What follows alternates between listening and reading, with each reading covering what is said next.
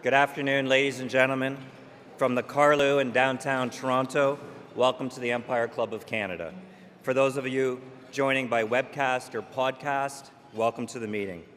This is a very special gathering of the Empire Club, and it's been a long time in the making. For 116 years, the Empire Club has been welcoming nation builders from around the world, from Winston Churchill and Ronald Reagan to the Dalai Lama and Indira Gandhi. We have offered our podium to those making meaningful contributions, important contributions, to their community, to their fellow citizens, and to our country. In providing a stage for important conversations, we've welcomed people from all backgrounds, from all perspectives, and of all accomplishments.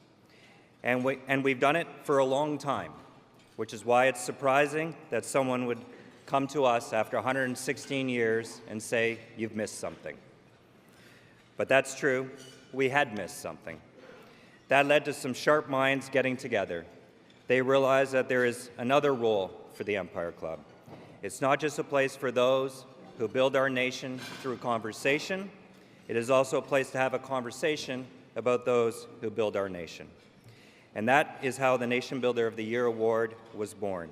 It is to go to someone or some group or some future invention who has made a major contribution to our national identity as a country, which is why we are so very proud to be celebrating our inaugural Nation Builder of the Year recipient, the Toronto Raptors. Our idea in putting together today's program is in keeping with the history of the Empire stage, a place that hosts people who have something important to contribute to the public dialogue. So our theory and our plan is to bring those same people out to reflect on the Toronto Raptors. We have three amazing speakers, three people who had a unique perspective on the Toronto Raptors' run to the Larry O'Brien Trophy. We have a civic leader whose blazer for a moment became as famous as him, who perfectly represented the pride we shared in We the North, not just for our city, but for our country. We have someone who came by a nickname more honestly than anyone before him, a man who has been to every Raptors home game since day one. And we have someone who was courtside with a journalist's eye who helped tell the Raptors story in real time. So let me introduce the first of these three speakers. It's my honor to welcome to the stage the Mayor of Toronto, John Tory.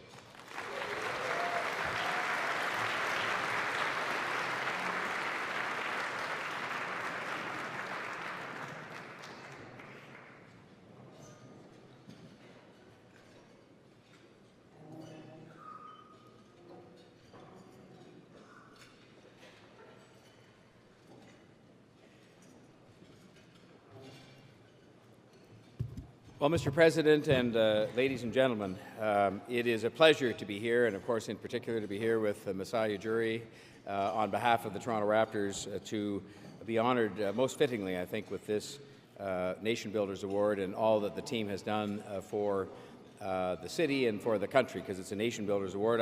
No offense to Masai, I'm sure he'd agree with me that Larry Tannenbaum, as the chair of the ownership group, could equally be accepting this award. In fact, anybody from the Raptors organization could. Now, there was reference made to my Raptors jacket. He elevated it, I think, to the status of a blazer. I'm not really sure it deserves that elevation, but I just want you to know, because I get asked every day why I'm not wearing it, and people might have thought it was suitable to wear it to offer these remarks today.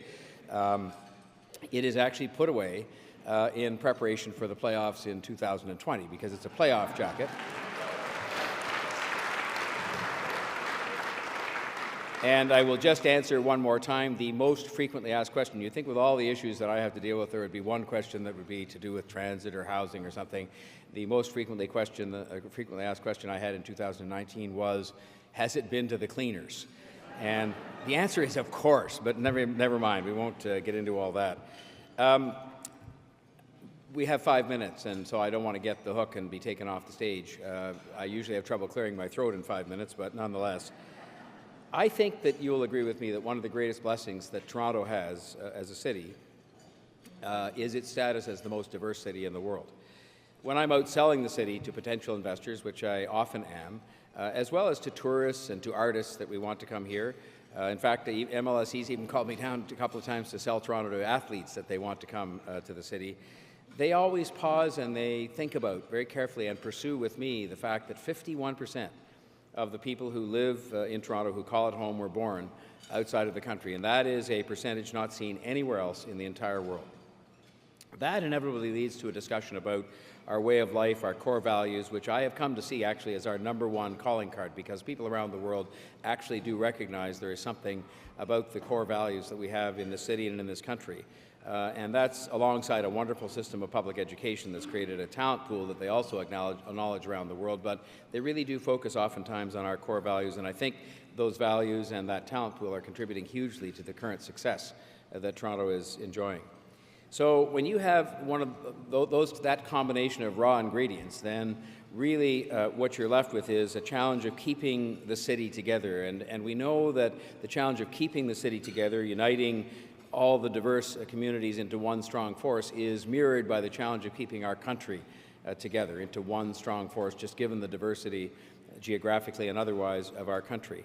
And some of that keeping people together comes from accepting and embracing each other as we do, and turning away from the kind of division and polarization that you see happening elsewhere in the world. It comes from a very strict vigilance with regard to discrimination and hatred of any kind, but you also need some help from other corners beyond that, and that's where sports and, I believe, arts and culture come in. These things, sports and arts and culture, are great unifiers. An artist, a song, the Santa Claus Parade, Pride, the Caribbean Carnival. People come together and enjoy these things even if they can't speak to each other in the same language. They bring people together, they bring communities together. And that is true of sports as well, which brings me to the Raptors, and you're wondering if in my 5 minutes I'd ever get there. I don't know how many of you got a chance to go to Jurassic Park outside of the Scotiabank Arena. I was there, yeah, well, there are people in this room who went. If you didn't go last year, then go for the playoffs this year. I was there for almost every game in the playoffs, whether we were at home or away, and it was quite something to behold. Jurassic Park was filled with people from all walks of life, all cultures, all religions, and yet we all came together. And in fact, in many cases, you would talk to the people there and find they actually couldn't communicate very well with you in the language, their first language or mine. But they were there, young and old and young at heart and so on, to celebrate one team. And how quickly cheering for the Raptors became synonymous with cheering on our city and our country and the diversity that flourishes here. And it was replicated, of course. Place after place after place across the country had their own Jurassic Parks. And it brought the Raptors to a status as Canada's team, and it helped bring people together. Now, I'm not sure it actually got to the point where anybody liked Toronto, because I know that in this country, that's actually a unifying force too, the dislike and skepticism about Toronto, but they liked the Raptors, and it brought them together. And so we all witnessed strangers hugging and laughing and cheering and taking in each other's company during these historic moments across the country. And I really believe, I was asked about this in an interview the other day, that the psychology that comes with sports is very important to cities and countries in terms of bringing people together. I really believe sports play a uniquely important role because it causes people to be with their neighbors and be with each other in a world increasingly where you live in high-rise accommodation and so on. That's not often happening. And it also causes people to focus on the fact they're part of something bigger. And it's these moments that are crucial in uniting people because they help build connections rather than divisions. And so I will continue to do that as mayor, but I sure hope that the Raptors, I'm not sure anybody would have thought 25 years ago when they started that the Raptors would be such an important part of pulling our city together and pulling our nation together, but indeed they did. And the team under Masai's leadership and the ownership group that Larry chairs has embraced our Toronto way of life. They've embraced our Canadian way of life. Masai, I will say to you, and I've said it before privately, that success is a testament to you and to the team that you've built, because you're not just a great president of the Raptors, but you're a model citizen, reminding us as you do about our shared values and reminding us of an obligation we have that goes outside of our city and even outside of our country when it comes to inclusion and decency. And in so being, I think you're also a model to the world of what Canada is about and Canadians.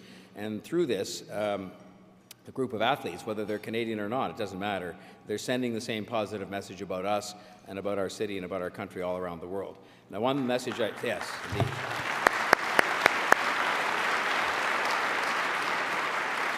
Masai, as the person chosen quite appropriately today to receive this award on behalf of the Raptors, I will first of all just repeat something that I told you privately, and I think it should be well known to everybody here, and it's part of the rules. When you are named, as you have just recently been, the most influential person in Toronto, unfortunately, admission to that very elite club carries with it the obligation to remain in Toronto for the rest of your life.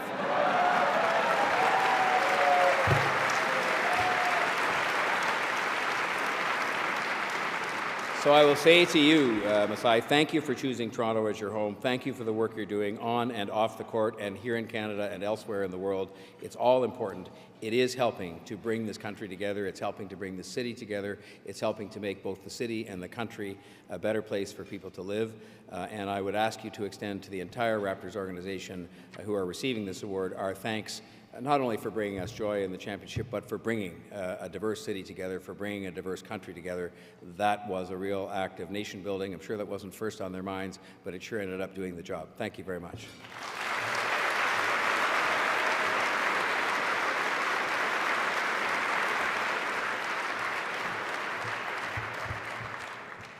Thank you, Mayor. Joining us today from the head table is another familiar face.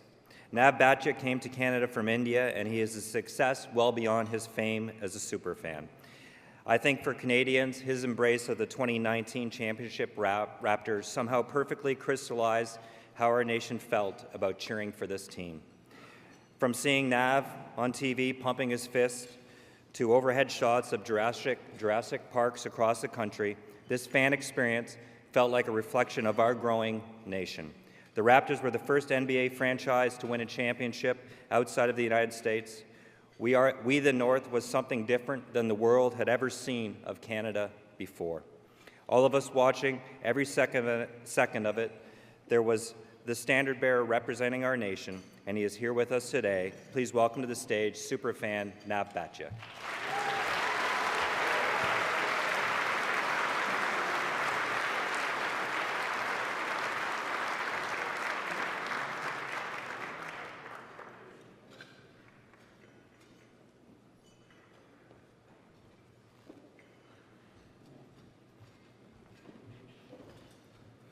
Good afternoon, everyone.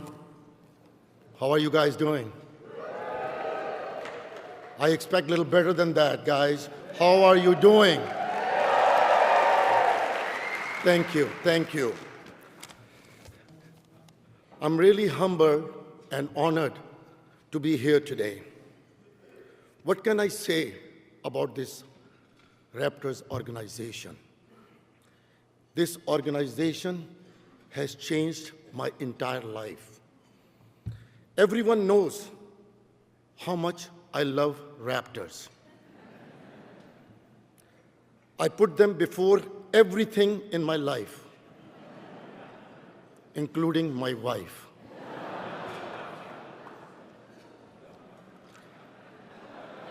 Yeah, you can laugh. I have some tough times at home, but you can laugh. The world witnessed the love the fans have for this team.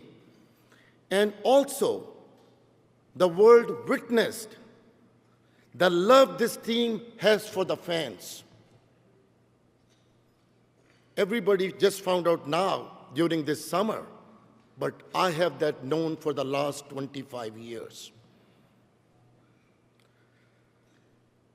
If they were not such an inclusive organization, there is no way this immigrant would be standing here in front of you and will have the opportunity to really feel like a part of Canada. Yep.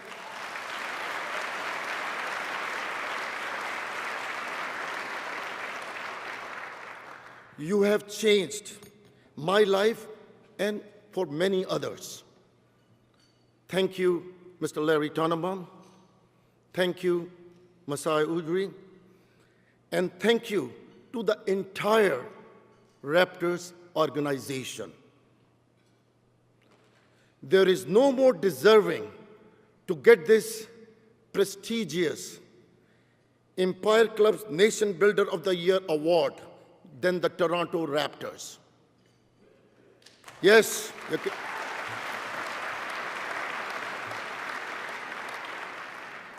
You have not just made Toronto a champion, you have made the entire nation of Canada the champions. Thank you.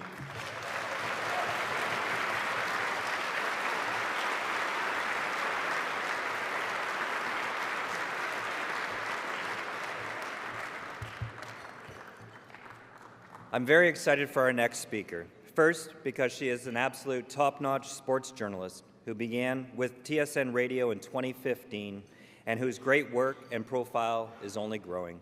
Second, she's a Toronto native who knows the pride this city and this country places in this fantastic team. And third, because she had as much a front row seat as anyone could have had. Heck, she was on the bus during the parade. Please welcome to the stage TSN anchor Kayla Gray.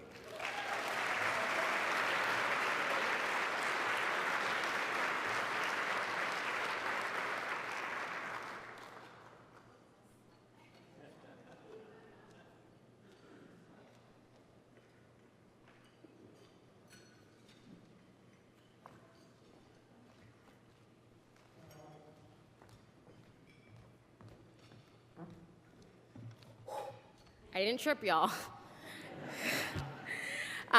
Thank you to the Empire Club of Canada for having me. Honestly, to be in this room, I would have never thought that I would be in a room like this, so thank you.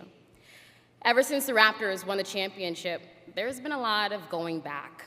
There's been a lot of revisiting, remembering, finding new angles, resharing stories. As media, it helps us give context for this season and for these new moments. And plus, going back is a lot easier when you're talking about NBA champions, right? Let's just be honest. This week, on Wednesday night, we all went back again. And during the Raptors' perfect tribute video to Kawhi Leonard, there was a moment, and it stood out for a lot of us. The whole arena dips to black. Cue Matt Devlin. Kawhi, up top, looks at the clock, turns the corner, for the win. And thank God he is not in this room because he's probably gonna laugh at me for saying that. But as the call goes, Kawhi steps towards what we now know as the shot, light up. Footprint, mark, legacy. Now we all know where the footprints of that team would end up from that moment on. But for a country that watched, held its breath, then exhaled, where did these illuminated steps begin? For me, they started in a gym, pharmacy in St. Clair, West Scarborough Boys and Girls Club. An 8-year-old kid from Scarborough in line to play endless games of bump, 21, spontaneous runs, you name it. They literally would have to drag us out of the gym to stop playing basketball.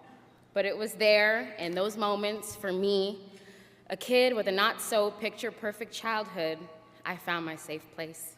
Home, friends that I still have to this day, and that is what basketball has given to me. Now, when it comes to the Raptors over the last little while, it's felt like this beautiful exchange between people of notes, origins, whys. For some, they take it back to '94 when the jersey was dropped, the purple, red, black, and considered really risky at the time, massive logo, but that's what roped them in. For others, they joined the wave as recently as 2018, wanting to see what all the fuss was about and willingly becoming that fuss. Through all the stories, the most common word used when talking about the draw to this franchise is different. But almost always, the word that proudly follows after is ours. No better illustration than being at a Raptors game. First-gen Canadians, newcomers to our beautiful country, tourists, the strong presence of a female fan base, different backgrounds, different, but ours. I think back to before the 2018 season started, and a media conference with Masai Ujiri took us to church when a question was asked about Toronto not being an ideal destination. He said, "The narrative of not wanting to come to this city is gone." And then he went on to say, "Believe in this city and believe in yourselves." And they did. Fans believed. The country believed. And eventually others, they started to believe. By that time, though, it didn't matter. Gone were the days of the need for any outside validation. If there's one thing I've learned about fans of the Toronto Raptors being part of the coverage, it is that they are loyal. And throughout the years of growing, sometimes there were growth spurts, but like any other team, there were a lot of growing pains. But during those times, loyalty and patience were everything. But the 2018-2019 season just felt a little different. There was a different kind of swagger. Yeah, we know we're different, but the team is ours. And the country showed up in ways for this team like never before. 2018-19 was the most watched Raptors regular season ever. When the Raptors clinched the title in Game 6 of the NBA Finals, 15.9 million fans tuned into TSN during that game. 15.9. That is 44% of the country. Now, I would argue that the rest of the country could be found on standby at Yonge and Dundas waiting for word that they could start living their best lives until 5 in the morning the next day. But the impact was undeniable. During the run, we saw Jurassic Parks pop up all over the country. Photos of people crowding around that one phone or laptop on planes, refusing to miss a thing, no matter where they were. Countless videos of viewing parties, big or small. The country was all in, captivated, united. Listen, it is what it is. Winning helps, but I think at the root of all of it is heart and feel. And that's why that moment on Wednesday resonated for so many of us in this country. We didn't even see the shot, but we didn't need to. We know, the world knows. I would argue it's not the pictures that bring you back, it's all feel. And it stretched far beyond that moment. It was the championship run. It was the millions of people who flooded the streets of this wonderful city for the parade, to celebrate, to be together. Now, I might get in trouble for admitting this, but we planned for a 2.5-hour broadcast on TSN that day. 2.5 hours. Looking back, that was a really cute idea, wasn't it? It was as if the fans were like, yeah, 2.5 hours? Nah, take 6. But we loved every moment of it. I was on the bus with Norm Powell, Chris Boucher, and Danny Green. If you saw the videos, you knew it was the time. But while I was there setting up for interviews, I looked into the crowd, this beautiful mosaic of faces, and I'm seeing some familiar faces. But the ones that stood out to me were those who were in the gym with me as kids at the West Scarborough Boys and Girls Club. And that feeling of reunion, excitement, solidarity is what that championship run, this team, has given a country. People always ask, where were you when these huge moments come up? But the question, it almost sounds like they're really asking, what were you when? As a city, as a country, we were together. We were united, we, the North. Thank you.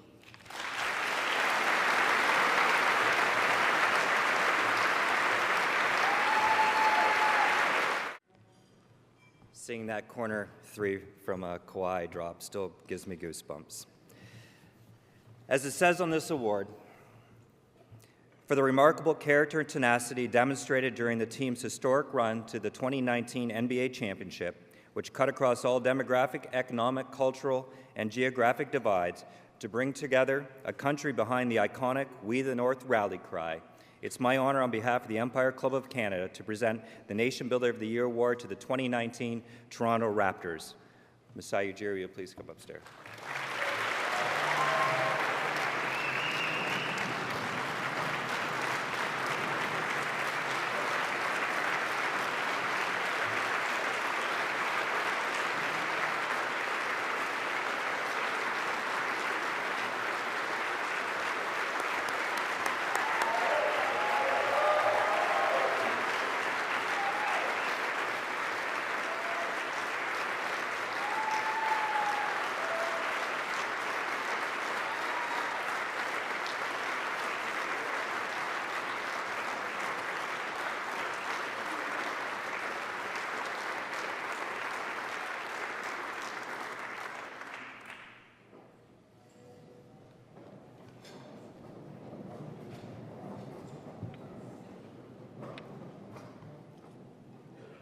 Thank you.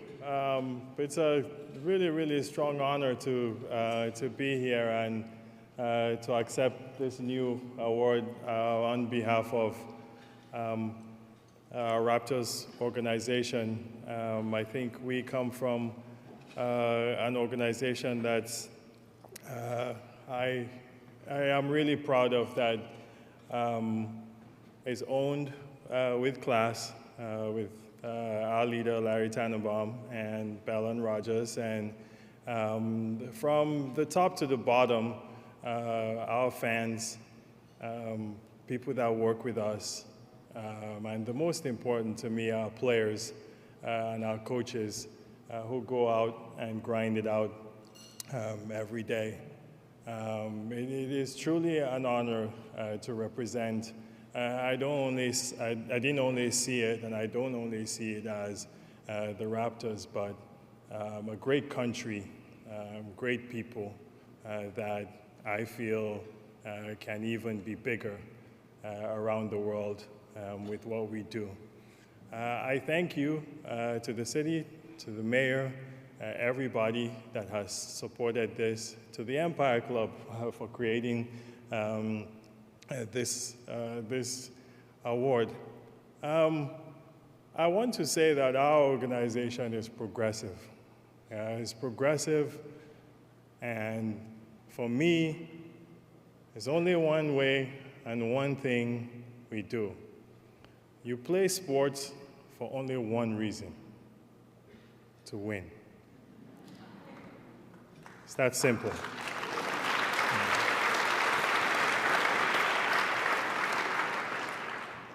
But I want all of you to think about winning. Winning not only on the court, but winning off the court. And when you win, it's by bringing people along. You bring people along, you bring youth along, you bring women along, you bring young girls along. We move our egos aside and become bigger. We in Canada have to teach the rest of the world. And starting from here, we have to be bigger, okay? We have to include, we have to be progressive, and we have to grow. And we have to teach the rest of the world to be good people, just like we are. Yeah, but it starts from here. The responsibility is in this room, okay? Be progressive, grow, and open your minds up to what's going on in the world. It's important because we use sports. We use sports as our platform. Use your platform to grow and to be bigger. God bless Canada. God bless Canada, and thank you for this award.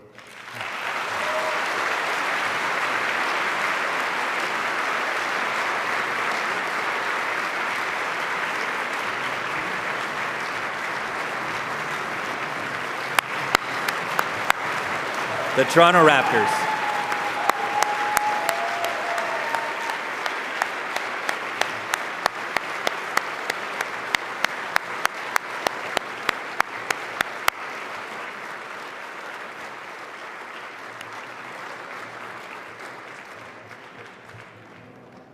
I am pleased to welcome Mike White from IBK Capital. IBK Capital has been a longtime supporter of the Empire Club to deliver proper appreciation.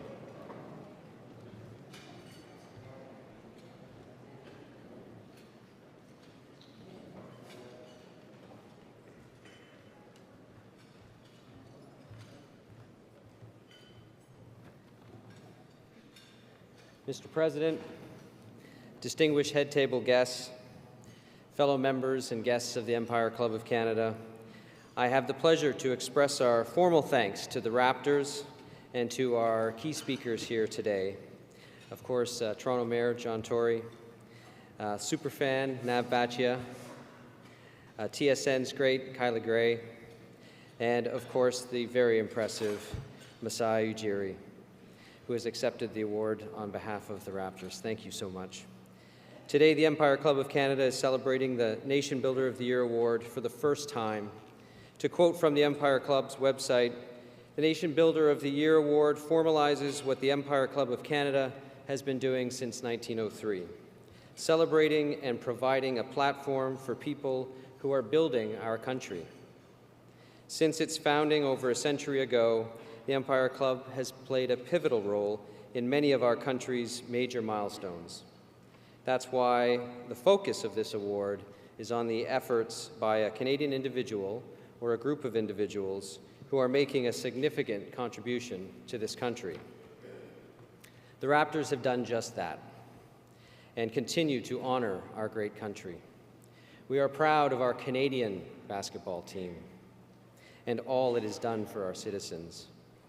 We all saw or heard or read about what the Raptors did. We have seen the benefits of developing athletic skills, teamwork, healthy competition, done with all their heart, combined with hard work, persistence, intelligence, and enthusiasm. And I'll add one more, they did it gracefully, truly Canadian. They leave it all on the court, time and time again, inspiring generations to strive for great things and expect great results. We are very proud of our Toronto Raptors, the team, the athletes, the coaches, the fans, families, and friends. Please join me in a very warm and special thank you to all that have made today possible, the sponsors, the award committee, today's speakers, and of course, the Nation Builder of the Year award-winning Raptors. Thank you.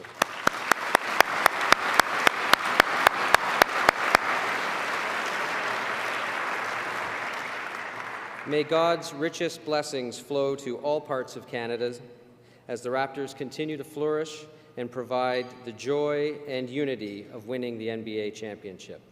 God bless Canada, God bless the Raptors, and God bless all of you, we the North. Thank you.